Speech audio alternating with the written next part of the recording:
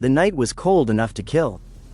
In the Ural Mountains of Soviet Russia, winter was not merely a season, it was a predator. Snow swept across the ridges in blinding sheets, the wind howled like a living thing, and every breath burned the lungs. On one of those nights in early February 1959, 9 young hikers pitched their tent on the frozen slope of Kholat Syakhl, Dead Mountain, in the language of the native Mansi people. They would never leave it alive. Days later, the rescue team would find that tent collapsed in the snow. But it wasn't destroyed by weather or an avalanche, it had been slashed open from the inside. Inside, the hikers had left everything: their boots, their coats, their gear, their food. The stove was set up but unused.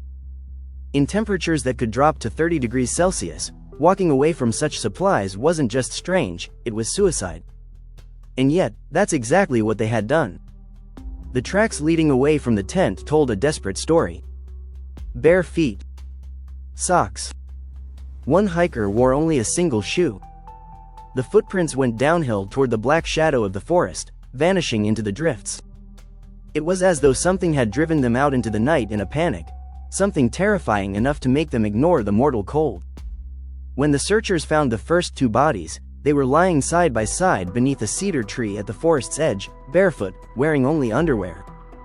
Their hands were shredded, the skin torn away from their palms, as though they had tried to claw their way up the tree. Scattered around them were broken branches, some over 5 meters high, suggesting they had climbed in desperation, maybe to escape something, or to see something.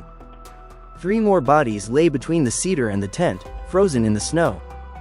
The positions of their corpses suggested they had been trying to crawl back to camp, but never made it. It wasn't until 2 months later that the final 4 were found in a ravine under 4 meters of hard-packed snow. These bodies told an even more disturbing tale. 1 man's skull was caved in.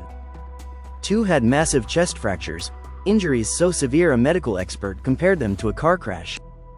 Yet, bizarrely, there were no external wounds on the skin to explain the trauma. And then there was the young woman whose body was missing her tongue. As if the horror wasn't strange enough, investigators discovered something else. Some of the hikers' clothing carried traces of radiation. The official Soviet investigation concluded vaguely that the hikers had died from a compelling natural force, no explanation beyond that. No mention of what could cause such strange injuries, or why the group had fled their tent in the first place. Soon after, the case was quietly closed, the files archived, and whispers began. The story of the Dyatlov Pass incident is one of those mysteries that refuses to stay buried. The hikers themselves were a close-knit group of students and graduates from the Ural Polytechnical Institute, led by 23-year-old Igor Dyatlov. They were all skilled mountaineers, certified for the most difficult winter treks. In late January 1959, they set out on an ambitious expedition to reach Otorden Mountain, skiing through some of the most remote terrain in the region. They kept detailed diaries and took dozens of photos, capturing everything from laughter in the snow to the harsh beauty of the mountains. Those images, found later, are the last glimpses of them alive. On February 1st, facing deteriorating weather and strong winds, they decided to set up camp high on the slope of Kholat Syakhl rather than descend into the nearby forest for shelter. Why they made that decision is debated to this day. By the time searchers began looking for them in late February, weeks had passed. The volunteers and military personnel who combed the mountains were not prepared for what they found. The tent, cut from within. The barefoot footprints. The spread of the bodies across nearly a kilometer of terrain. And the fact that some of the dead were wearing clothing taken from the others, suggesting that they had died at different times, and that some survivors had stripped the dead to stay alive just a little longer. Witness statements from people in nearby areas added more fuel to the fire. Several reported seeing glowing orbs in the sky on the night of February 1st Street. Were they meteors? Secret Soviet weapons tests? Something stranger? The official record never addressed them. Over the decades, theories have multiplied. The most conventional is an avalanche, that the group, fearing the tent was about to be buried, cut it open and fled downhill. But skeptics point out the slope was shallow, the tent was still standing when found, and the injuries on the bodies were inconsistent with being crushed by snow. Another theory is katabatic winds, sudden, violent gusts that can strip away heat and cause panic. Some suggest infrasound, low-frequency vibrations produced by the wind, could have caused confusion, disorientation, and irrational fear, driving them from the tent. Others wander further into the realm of the bizarre.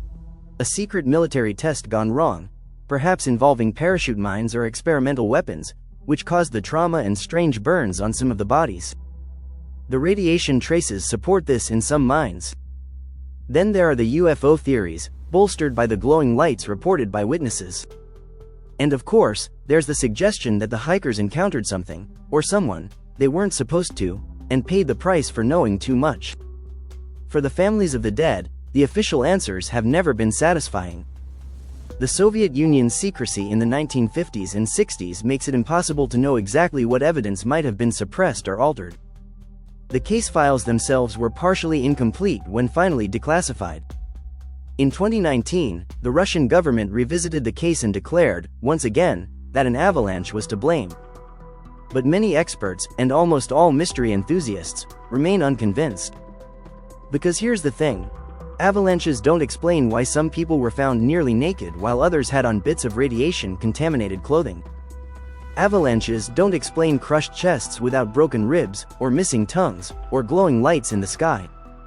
And avalanches don't make 9 seasoned hikers run barefoot into a sub-zero night. The Dyatlov Pass incident remains one of the most haunting cold cases in modern history. It's a story that blends human endurance, the unforgiving force of nature, and just enough unexplained detail to fuel endless speculation. In the end, we are left with fragments, a camera full of smiling faces, a diary with final entries about setting up camp, and the chilling silence of the mountain itself. Maybe the answers are still out there, buried in snow or in some forgotten Soviet archive. Or maybe this is one of those mysteries meant to remain unsolved, a reminder that not all stories have endings, and not all truths are meant to be found. If you found this journey into the unknown as chilling as I did, hit like, subscribe to Lore of the Multiverse, and share your theories below. Was it nature, military secrecy, or something that defies explanation entirely?